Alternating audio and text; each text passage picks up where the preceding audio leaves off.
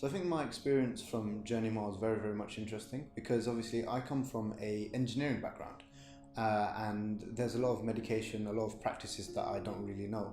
But one of the best things for me personally was that while I was there, anyone from the Bangladesh team, from the UK team, I was able to ask questions, and then see for myself and learn with my own two eyes all the amazing work that we're doing here in London, here in the UK, and how that translates over to Bangladesh. And I hope to experience that again.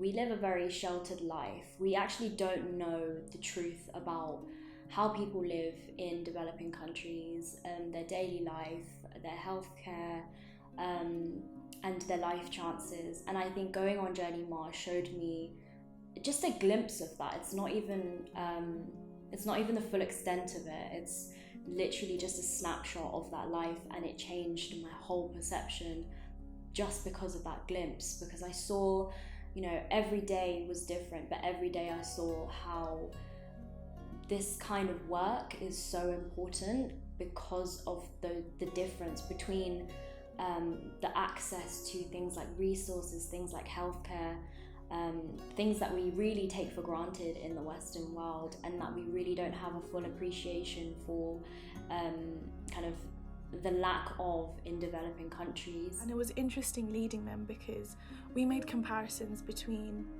my life here in the UK and their life here in the UK, and our careers and our career paths that we chose to take. And by the end of it, we concluded that both our careers are to help people, and it was nice being acknowledged by doctors for all the hard work that I do, but also being given the opportunity to lead, and being given that opportunity to lead such a amazing bunch of students.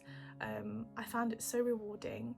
What was evident for me was seeing the lack of education that the mothers attending our health camps had, as well as the cultural norms that they had come to accept.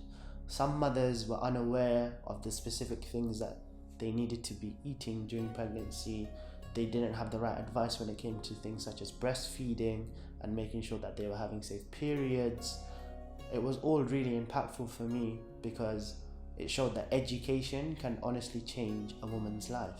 So I was told that I was going to be interviewing Professor Shaheen on the day, which was quite nerve-wracking, if I have to say.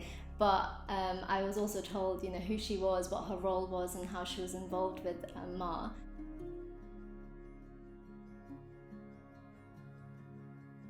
She was really, really accommodating and really nice. She initially, she spoke about how she got involved with Ma, which was quite a while ago, and she really helped to train the doctors, in the beginning of the charity when it started. And one thing I kind of really, from her, speaking to her, that I understood was that she was just a very, very resourceful person, and I think that's a big takeaway for us to take from her. So she spoke about how even during COVID, where things had actually come to a halt with just the entire world, she actually kept going. We actually were still able to train doctors both in Bangladesh and here, but virtually, and that's actually something that's worked out so well that we are hopefully considering it doing even beyond COVID times.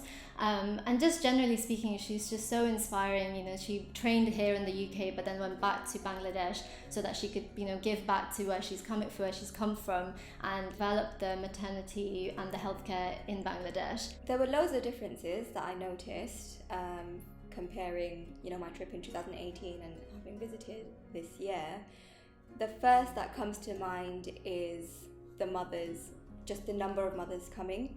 I think definitely since Ma has established itself in the villages that we're visiting, the word of Ma is spreading. I definitely also think it's through word of mouth, through the mums, because of conversations I'm having with them, and they're saying, what you're doing is a great job. I've told my daughter, I've told my cousin, my family member.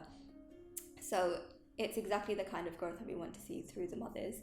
Again, I always say this, but it's once in a lifetime, and I can only wait to see what it will become in the future. I'd like to see even more people get the opportunity to go onto JourneyMaa, perhaps taking even a larger cohort, as well as a bit more of a diverse cohort.